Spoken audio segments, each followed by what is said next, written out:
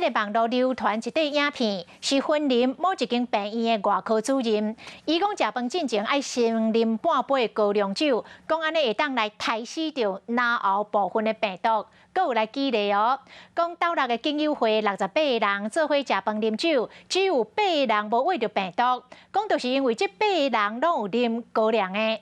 但是事后来查证，斗六的经友会并无伫疫情的期间来举办参会。警方讲，这段影片可能卡着不实的言论，收集证据了后会移送法办。今天晚上喝酒，有来宾。影片内底，一个人伫咧翕红色桌啊，放一张医生的面纸，甲坐伫咧边的人讲，今仔日暗时来啉酒，有一个医生讲有建议话要宣传。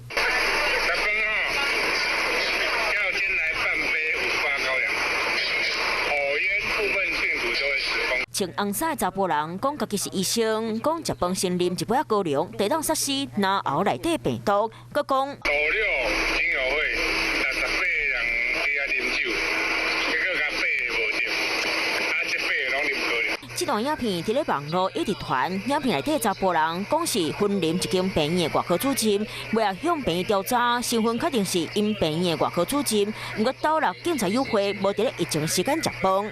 疑似假讯息的部分经本分局侦办已今日早上有通知影片的拍摄人到案说明。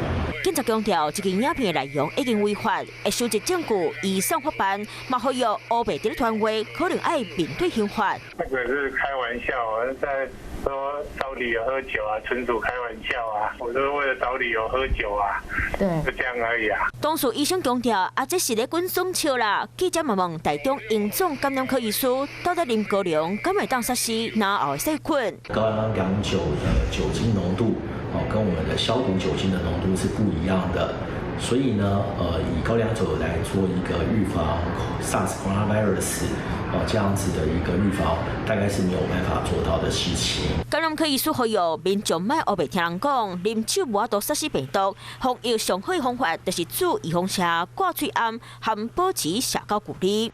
观众朋友，有一件事情不知道你们做了吗？那就是赶快来订阅我们的 CH52华视的频道，而且记得一定要帮我们分享、按赞，还要开启小铃铛。